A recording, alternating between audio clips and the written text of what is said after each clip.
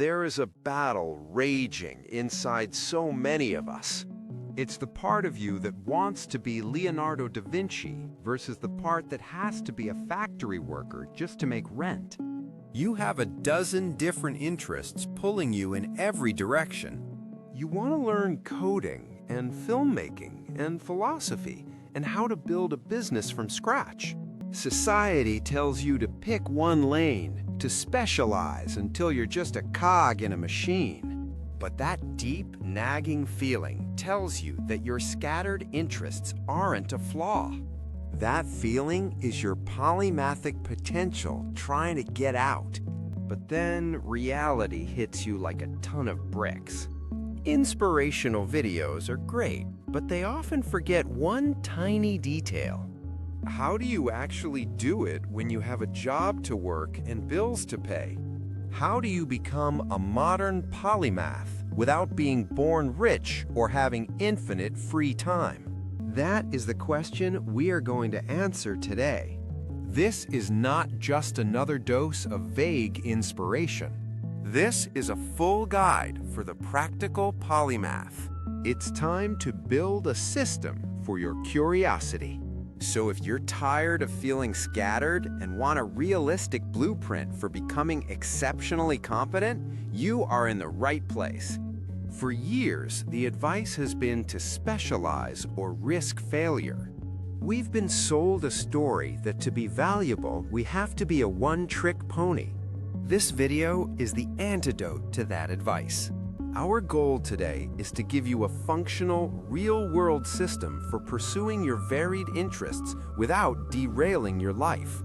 To do that, I'm going to teach you a new framework I call the knowledge stacking method.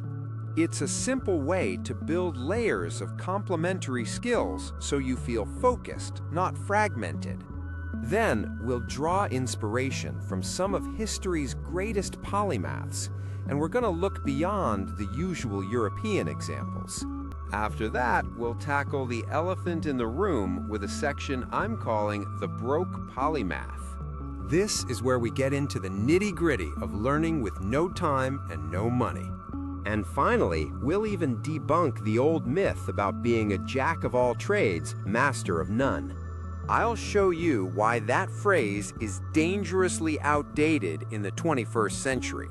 By the end of this video, you won't just feel inspired.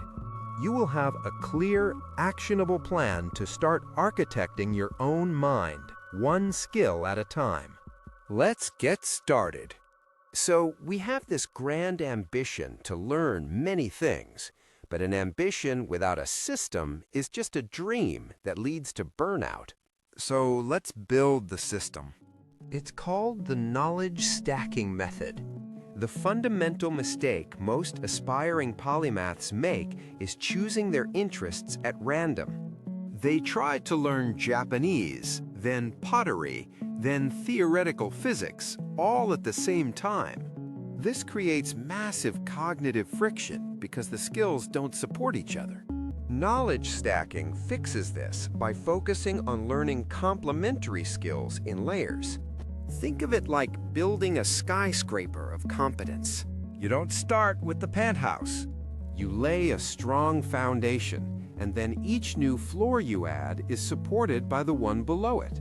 Each new skill makes your existing skills more valuable, creating an exponential effect. Stop trying to learn everything. Start stacking knowledge. One complementary skill at a time, building your own skyscraper of competence. Let me give you a few concrete examples of what a knowledge stack looks like. Let's say you're a writer. You have your foundational skill, the ground floor of your skyscraper. What's the next logical floor to add? Maybe you add a layer of SEO, search engine optimization. Now your great writing can actually be found by people. On top of that, you add a third floor, marketing psychology and copywriting. Now your writing not only gets found, but it persuades people to take action. You've just built a content creator stack. Each skill is valuable on its own, but together they are a force multiplier. Or consider a tech stack. Maybe you start with the Python programming language as your foundation. Then you stack on data analysis libraries like Pandas and NumPy. After that, you add a layer of data visualization tools like Matplotlib or Seaborn. Suddenly, you're not just a coder, you're a data scientist in the making. One last example, a business stack. Start with public speaking as your base. Then stack on negotiation skills. Finally, add a layer of basic financial literacy and accounting. This stack makes you incredibly effective in almost any corporate or entrepreneurial environment. The key is the relationship between the skills. You are building a toolkit where each tool makes the others more effective. This idea of integrating knowledge isn't new, and it's certainly not limited to our modern digital world. When we think of a polymath, our minds immediately jump to Leonardo da Vinci, the quintessential Renaissance man. He painted the Mona Lisa, but he also designed flying machines and studied human anatomy. His art was informed by his science, and his science was inspired by his artistic eye. But to truly understand the power of polymathy, we need to look beyond Florence. Let's travel to the 11th century Islamic Golden Age and meet a man named Ibn Sina. Known as Avicenna in the West, he is one of the most significant thinkers in history. Yet many of us have never even heard his name. Ibn Sina was a physician whose medical encyclopedia, the Canon of Medicine, was a standard medical text in Europe for over 600 years. That alone would be a life's work for anyone. But that was just his foundation. He was also a master philosopher who wrote extensively on logic, metaphysics, and ethics. He was an astronomer who made key observations and even correctly deduced how mountains were formed. He was a poet, a psychologist, and a statesman. Do you see the stack? His understanding of philosophy and logic made his medical reasoning more rigorous. His precise astronomical observations were an extension of the empirical method he applied in medicine. He wasn't scattered, he was integrated. And this pattern isn't an isolated incident.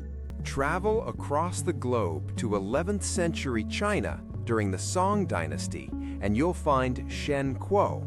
He was a brilliant scientist and statesman.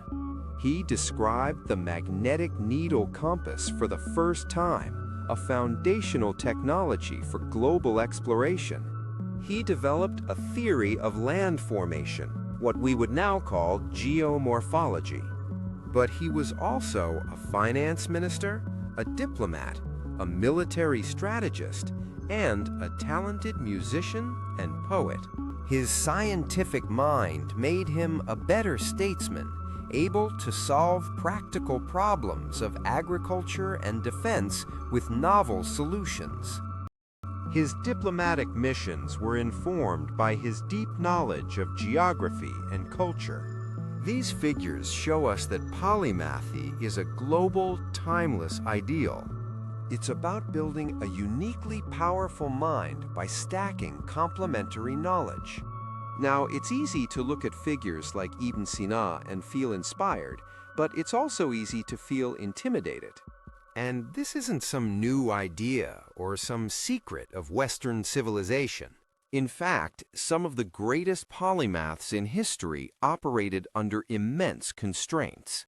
Which brings us to the question you've all been waiting for. How do you do it without a patron or a trust fund? Okay, let's talk about the biggest problem, money and time. This is the section on polymathy on a budget. The belief that you need to be wealthy to be well-read is a pervasive and destructive myth. Being a polymath isn't about having infinite resources. It's about being infinitely resourceful. So let's build your no money toolkit first. Your #1 resource is one of the most incredible institutions ever invented, the public library. You have free access to millions of books, databases, and often digital resources like audiobooks and courses. Use it. Second, the internet is a fire hose of free knowledge if you know where to look. Project Gutenberg has over 60,000 free ebooks whose copyrights have expired. MIT OpenCourseWare puts entire MIT-level courses online for free. You can audit thousands of courses on platforms like Coursera and edX without paying a cent. Want to learn coding, graphic design, or 3D modeling? There is world-class, professional-grade open-source software for literally all of those things. Money is no longer the barrier to entry. Your own discipline is. Now for the even bigger problem, time.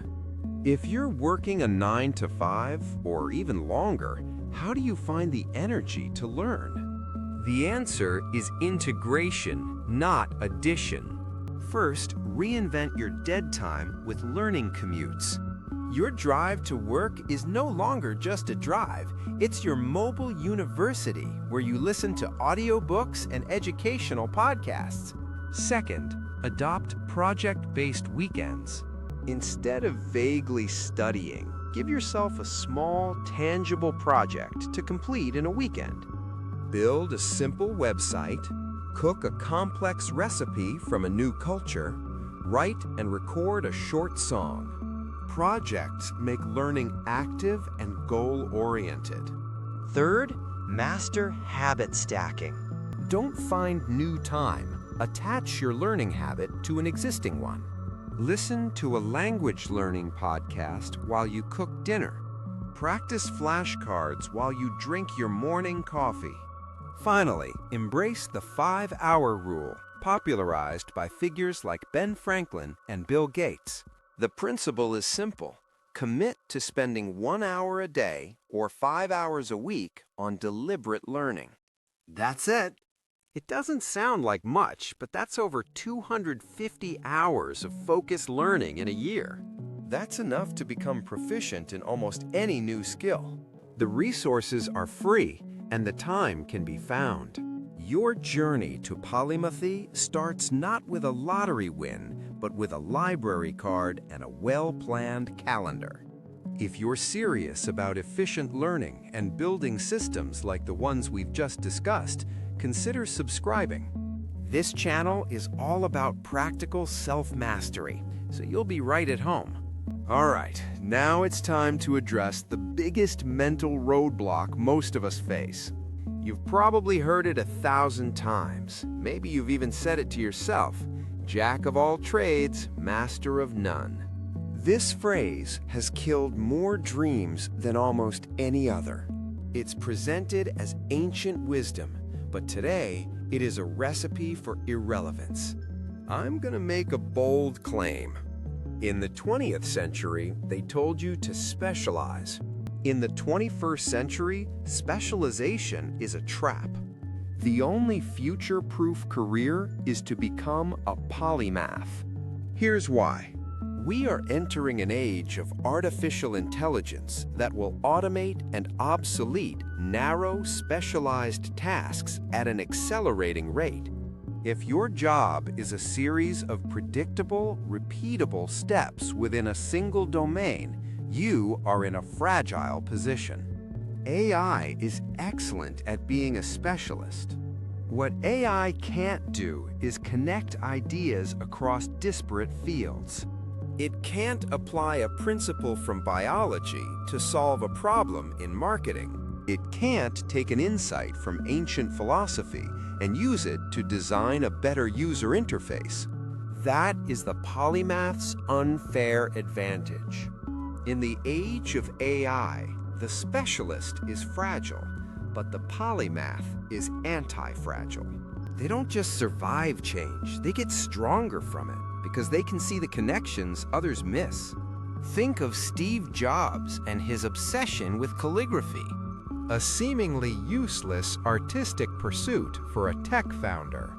But it was that knowledge that gave the first Macintosh computers their beautiful typography, a key differentiator that set Apple apart.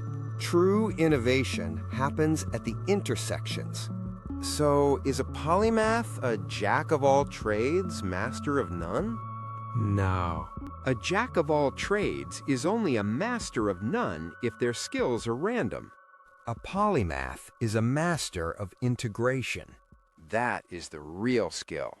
So not only is being a polymath possible, it's becoming essential. Being a jack of all trades is no longer a weakness. It is your greatest defense. Okay, we've covered the why, the who, and the how. Now, let's simplify all of this into a clear, 4-step plan you can start this week. This is your Practical Polymath Starter Kit. Step 1. Identify your core trunk.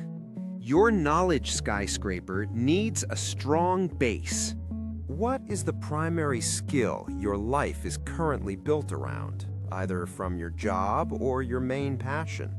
This is your anchor point. Step 2. Choose your first knowledge stack. Based on your core trunk, pick a set of 3 complementary skills you want to develop. Don't overthink it. Pick something that excites you and logically connects to what you already know. Writing, SEO, copywriting. Step 3. Build your no-budget toolkit. This week, I want you to take 3 concrete actions. Get a library card, bookmark 1 open course website, and download 1 piece of open-source software related to your stack. This makes your plan real. Step 4. Schedule your first 5 hours. Open your calendar right now and block out 5 one-hour slots for deliberate learning this week. Treat these appointments with yourself as seriously as you would a meeting with your boss. And that's all. 4 steps to move from a scattered dreamer to a focused practitioner. So let's bring it all together. We've explored how the pressure to specialize is a relic of a bygone era. We've replaced random hobby hopping with the structured knowledge stacking method, a way to build a skyscraper of competence, not a pile of bricks. We've seen how this ideal is a timeless global pursuit, embodied by giants like Ibn Sina and Shen Kuo. Most importantly, we've proven that being a polymath is not a privilege of the rich, but a choice of the resourceful. And we've transformed the jack-of-all-trades insult into a badge of honor, the mark of an anti-fragile mind ready for the future. At the beginning of this video, I mentioned the conflict between being Da Vinci and paying your rent. The truth is, you don't have to choose. You can be the architect of your own mind, 1 block at a time, even on a budget. The journey is long. It requires discipline, patience, and a deep sense of intellectual curiosity. But the path is now clear. The goal isn't to know everything. The goal is to be able to learn anything. That is the ultimate freedom. If this guide was valuable and you're ready to continue your journey toward practical self-mastery, make sure to subscribe. I release new videos every week designed to give you the mental models and systems to build a more intentional life. Thank you for watching.